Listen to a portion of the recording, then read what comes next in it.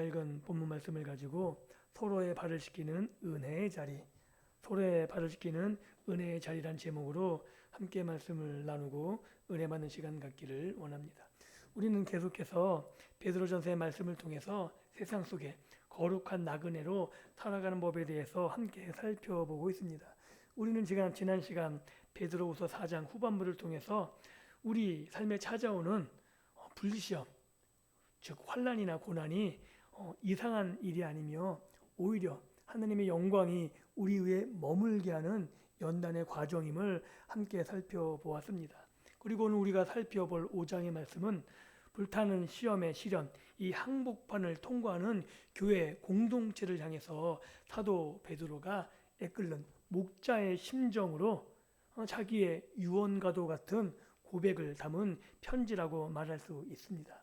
오늘 이 편지가 기록되던 1세기 로마 제국은 우리가 다 알고 있는 네로 황제의 광기가 제국을 덮기 시작했던 무렵과 거의 일치하고요. 또한 이런 환경에서 소아시아에 흩어진 교회들은 이러한 로마 제국의 상황 때문에 두려움에 떨고 있었습니다. 예수님을 믿는다는 이유만으로 생명의 위협까지 느끼는 상황이었죠. 이 상황에서 성도들은 당연히 불안과 두려움에 휩싸였고요. 그 불안 때문에 교회는 내적 갈등, 왜냐하면 배교하는 성도들도 생겼고요. 배교했다가 돌아오는 무리들을 어떻게 해야 되는지, 또한 그런 유교 가운데 얼마나 타협해야 되는지, 아예 하면 안 되는지 여러 가지 갈등들이 교회에 생겨났던 것을 역사적 사실을 통해서 확인할 수 있습니다. 그런데 이런 소식들이 베드로에게도 들려진 거죠. 그래서 베드로는 자신의 굉장히 좁은 자신의 방에서 기록할 수 있는, 그리고 기록해서 보낼 수 있는 양피지 혹은 파피루스 이런 곳에다 서신을 기록합니다. 아마 베드로 자신은 자신의 죽음이 멀지 않았다라고 생각했을 수 있습니다. 그래서 자신이 돌보았던 영적 자녀들, 자신의 몸과 같았던 교회를 향해서 이런 외부의 환난과 내부적 갈등들을 이겨내기 위해서 어떻게 해야 되는지 이 서신을 통해 역설하는 거죠.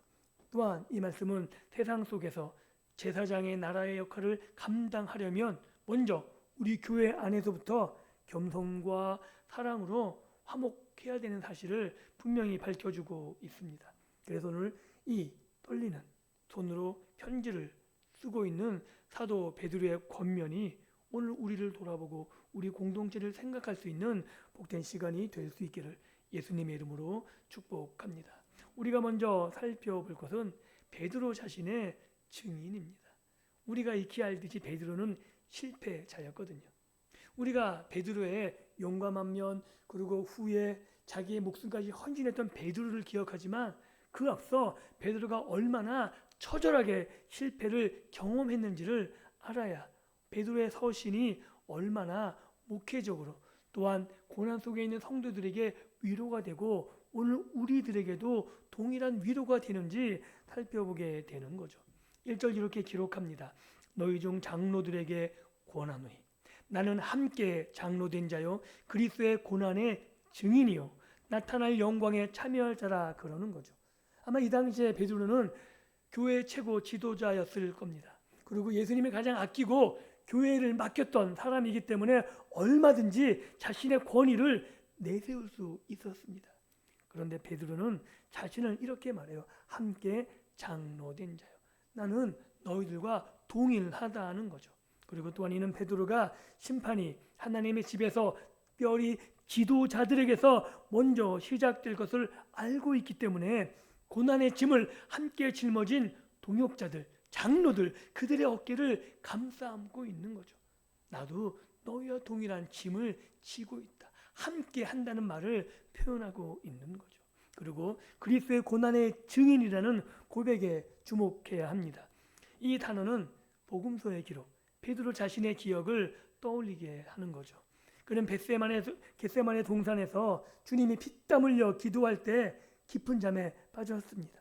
그리고 대제사장의 뜰에서 주님이 신문당하실 그때, 매맞으실 그때 살기 위해서 3번이나 주님을 모른다고 저주하고 부인했던 비겁한 자였습니다. 주님의 눈과 마주쳤는데 용기가 없어서 밖으로 나가 그냥 울었던 사람이 베드로입니다. 결국 처절한 실패자라고 할 수 있는 거죠.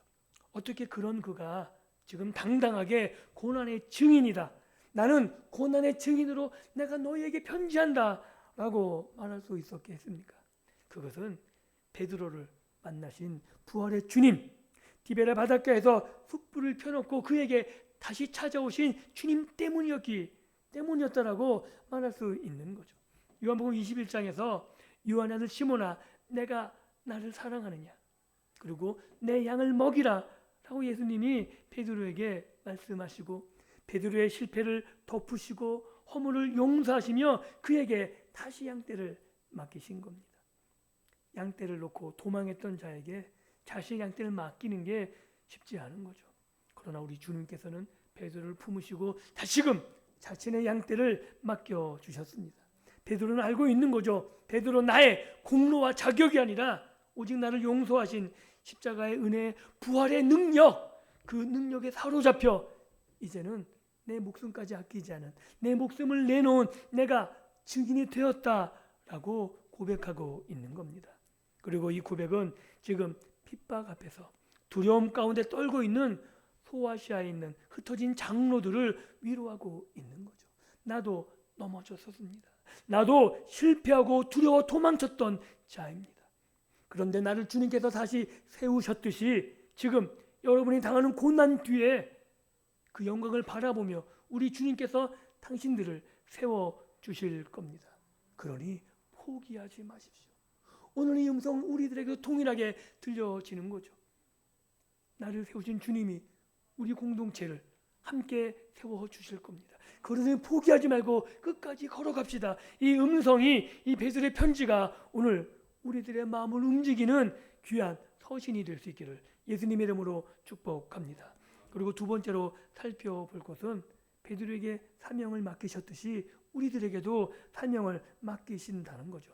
베드로는 교회 지도자들에게 양떼를 치는 3가지 원칙을 2절에서 3절 사이에 제시하죠. 너희 중에 있는 하나님의 양무리를 치되 즉 주의 교회를 돌보라는 겁니다. 그런데 억지로 하지 말고 하나님의 뜻을 따라 자원함으로 하며 더러운 이익을 위하여 하지 말고 기꺼이 하며 맡은 자들에게 주장하는 자들을 하지 말고 양무리의 본이 되라고 말합니다. 3가지의 부정, 하지 말라가 있고 긍정, 하라는 게 있는 거죠. 이런 대조를 통해서 세상의 지도력과 전혀 다른 하나님의 교회를 이끌어가는 지도자의 덕목을 자세하게 보여주고 있는 거죠. 첫 번째로 이렇게 기록합니다. 억지로 하지 말고 자원함으로 하라. 베드로가 지금 장로예요. 그런데 장로가 된다는 건 지금하고는 다릅니다. 핍박의 시대에 장로가 된다는 건요, 영광의 자리가 아니라 먼저 순교의 제물이 될 수 있는 위치라는 거예요. 왜냐하면 지도자들을 잡아 죽이는 게 핍박의 기본적인 원리잖아요. 그러니까 지도자를 치면 흩어지게 돼 있거든요. 그 당시에 장로라는 건 언제 먼저 죽을지 모르는 자리였다는 거죠. 목숨을 걸어야 하는 사명 앞에서 사명감 없이 억지로 버틴다는 것, 그것은 양떼들을 굉장히 불안하게 만드는 겁니다. 그런데 베드로는 목자의 사역이 그래서 의무감이 아니라 하나님을 향한 자발적인 사랑에서 흘러나와야 함을 강조하고 있는 거죠. 오늘 우리도 마찬가지입니다. 장로가 의무감이면 지쳐요. 번아웃 돼요. 제가 청년 사역을 하면서 느끼는 게 뭐냐면 자발적인 헌신이 아니면요, 청년 사역을 가장 열심히 한 사람들이 대부분 교회를 많이 떠나는 것을 목도합니다. 정말 주님에 대한 사랑과 헌신, 그게 우선되지 않으면 하다 자기의 의와 자기의 노력으로 하다 안 되면 지쳐 떨어져 나가는 거죠. 그래서 지도자에게는 자원하는 마음, 정말 주님을 사랑하는 마음이 필수적입니다. 그리고 또한 두 번째로 더러운 이득을 위해서 하지 말고 기꺼이 하라고 말하는 거죠. 당시 순회 설교자들에겐 거짓 교사들이 있었어요. 그들은 왜 그렇게 앞장서서 일했냐면요, 이익이 있었거든요. 성도들에게서 취할 수 있는 이득이 있었기 때문에 그렇게 돌아다녔던 겁니다. 생존이 위협받는 핍박 속에서 경제적 이득을 취하려고 하는, 얼마나 황당해요. 언제 죽을지 모르는데 그 가운데서도 부패한 이런 모습, 이게 얼마나 황당하고 어이없는 일입니까? 그래서 참된 목자는 이익이 아니라 성도들을 보살피는 사랑하는 마음을 가지게 된다는 거죠. 그리고 나서 가장 중요한 말씀이 나옵니다. 주장하는 자세를 취하지 말고 양무리의 본이 되라. 여기서 주장하는 단어는요, 군림하다는 거예요. 즉 옛날에 왕처럼 지배하는, 교회의 지도자는요 군림하는 것이 아닙니다. 마가복음 10장에서 예수님은 야고보와 요한에게 이렇게 말씀하셨습니다.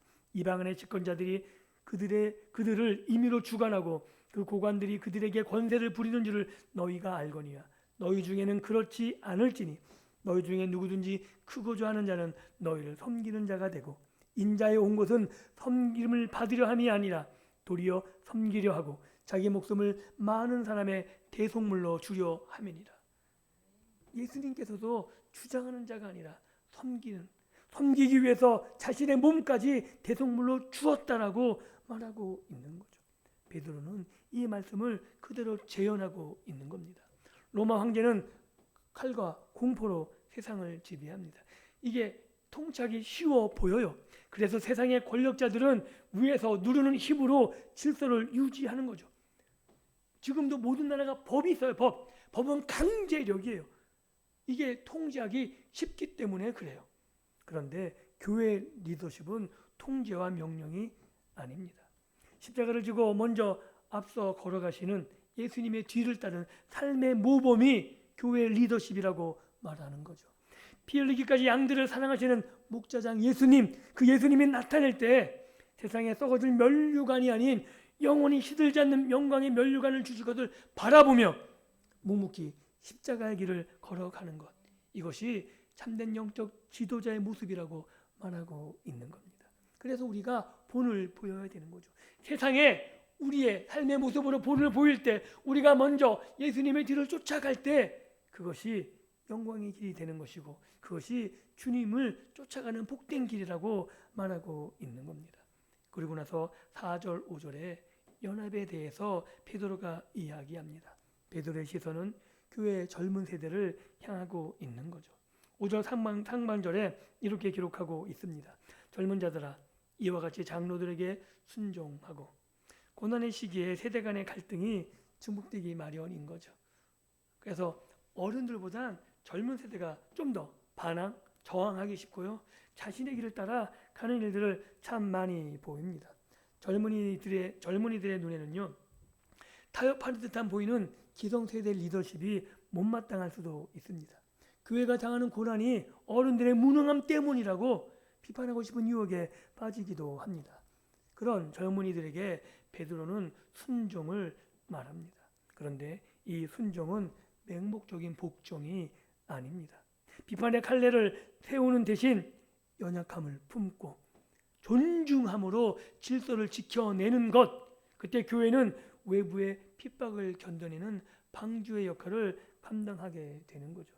이게 젊은이들이 취할 자세라고 말하고 있는 겁니다. 그리고 베드로는 오늘 그 당시에 서신을 통해서 가장 중요한 명령을 선포하는 거죠. 다 서로 겸손함으로 허리를 동이라. 이 이야기는 베드로의 옛 추억, 이 생각에 사로잡히는 말씀인 거죠. 하나님은 교만한 자를 대적하시되 겸손한 자에게 은혜를 주신다는 이 말, 이것은 베드로가 예수님과의 만남과 예수님이 행하신 한 사건을 떠올리게 하는 단어입니다. 여기서 허리를 동이라는 이 단어는 신약성경 전체에서 오직 이곳에만 쓰인 독특한 단어. 이 단어는 노예가 주인을 섬기기 위해 아니면 더러운 일을 하기 위해 자신의 아름다운 옷이 더럽혀지지 않도록 그 위에 앞치마 또는 수건을 묶는 행위를 말하는 게 이 단어예요. 그렇다면 한 가지 장면이 떠오르지 않습니까? 수건을 허리에 동이고 어떤 행위를 하는, 이게 베드로는 정확히 한 장면을 기억했을 것으로 보입니다. 6월절 전날 밤 마가의 다락방에서 서로 누가 크냐고 제자들은 핏대를 세우고 싸우죠. 예수님의 죽음을 전혀 염두에 두지 않고 생각하지도 않고 이제 예수님이 왕이 되면 누가 더 크냐, 이것에 제자들은 연연히 상을 누가 더 큰 공로를 차지할지 이것 때문에 다투고 있었습니다. 그때 예수님이 제자들의 발을 씻기시죠. 겉옷을 벗으시고 수건을 가져다가 허리에 두르신 분은 제자들이 아니라 예수님이셨습니다. 주님은 대에 물을 떠서 제자들의 냄새나는 발을 하나하나 씻기셨죠. 베드로의 차례가 되었을 때 베드로가 소리쳐요. 주님, 내 발을 절대 씻기지 못합니다. 그때 주님이 이렇게 말씀하십니다. 내가 너를 씻어주지 아니하면 내가 너와 상관이 없느니라. 내가 주와 또는 선생이 되어 너희 발을 씻겼으니 너희도 서로 발을 씻어주는 것이 옳으니라. 젊은 시절 그토록 교만하여 남 위에 군림하려 했던 베드로, 자기 의에 취해서 주님마저 가르치려 들었던 베드로, 그러나 주님의 씻김 안에서 자신의 모든 교만이 무너져 내림을 아마 이 사건을 통해 경험했을 것입니다. 그런 베드로가 이제 백발의 노인이 되어 죽음을 앞두고 교회들에게 유언처럼 외치는 거죠. 다 겸손으로 허리를 동이라. 이것이 베드로가 교회 공동체가 평안하게 그리고 세상을 향해서 외칠 수 있는 가장 강력한 무기라고 주장하고 있는 겁니다. 말씀을 맺습니다. 오늘 이 금요일 밤 기도의 자리에 나온 우리의 심령에도 이 사도 베드로의 편지가 읽혀지기를 원합니다. 오늘 우리들은 세상의 불시험과 세속화의 파도 앞에 서 있죠. 교회마저 무엇이 옳은지, 어디가 옳은지, 무엇이 말씀인지 다양한 해석 가운데 흔들리고 있는 것처럼 보입니다. 세상 사람들은 자신의 권리를 주장하고 더 높은 것을 향해 날아가려고 남을 짓밟고 올라가는 것을 서슴지 않습니다. 그러나 이 밤 오늘 우리의 허리에 무엇이 묶여 있는지 돌아봤으면 좋겠습니다. 그 허리에 우리의 자존심이 아니라 예수님께서 두르셨던 그 수건, 그 겸손이 우리의 허리에 둘려 있기를 예수님의 이름으로 축복합니다. 그래서 우리가 섬김을 받으려 하는 것이 아니라 기꺼이 우리의 이웃의 발을 씻겨주고 우리의 형제들의 발을 먼저 씻겨주는 그러한 겸손이 우리 교회 가운데 가득 채워지기를 소원합니다. 그래서 우리가 피조물이고 오직 십자가의 은혜로만 살아가는 죄인임을 깨닫고 그렇게 자각하며 살아갈 때 우리는 나에게 상처 준 형제를 용서할 수 있는 거죠. 베드로가 자신의 실패를 통해서 장로들을 품고 교회를 품어냈듯이 우리의 실패를 받아주신 예수님을 생각하면서 우리도 용서하고 함께 교회 공동체를 이뤄나가는 그런 자기 십자가를 지고 주님을 쫓는 그 길을 걸어가야 하는 겁니다. 오늘 이 밤 우리 교회를 세우신 영적 지도자들, 우리 교회 믿음의 권석들에게 예수님께서 자원하는 영을 부어주시기를 축복합니다. 그리고 청년들이 순종하고 존중하며 또한 어른들, 교회 어른들은 우리 청년들을 믿음으로 본을 보여 이끌어가는 그런 교회 공동체가 되기를 소망합니다. 그래서 교회 공동체 모두가 겸손으로 허리를 동이고 교만한 자를 대적하고 겸손한 자에게 은혜를 베푸시는 하나님의 은혜를 날마다 경험하며 믿음으로 살아가기를 축복합니다. 우리가 이렇게 겸손의 앞치마를 두르고 엎드릴 때 목자장이신 예수 그리스도께서 다시 오시는 그 영광의 날에 우리 모두의 머리 위에 결코 시들지 않는 생명의 면류관, 영광의 관을 우리에게 씌워 주실 줄 믿습니다. 이 영광스러운 부르심 앞에 남은 때를 거룩한 나그네로 겸손한 섬기는 자로 넉넉히 승리하시며 살아가는 우리 모두가 될 수 있기를 다시 한번 예수님의 이름으로 축복합니다. 기도합니다. 하나님 감사합니다.